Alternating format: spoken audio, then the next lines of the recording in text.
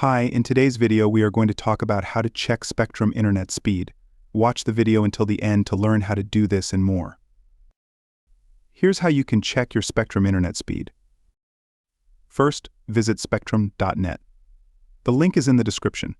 Click on the Support tab next to the Home tab, then go to Support Home and scroll down to find the speed test. Place your device near the router to minimize obstacles that may affect the results. Begin your speed test and note the internet speed. Compare it to the plan you're using. It's helpful to run several tests throughout the day to see how the speed varies. For a more accurate test, you can connect your Ethernet cable directly from the modem to your computer and run the test. Keep in mind that a wireless internet connection will generally have a lower speed than a wired connection.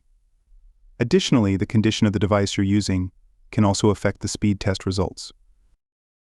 So that's it. Checking your Spectrum internet speed is that easy. Thanks for watching. Till next time.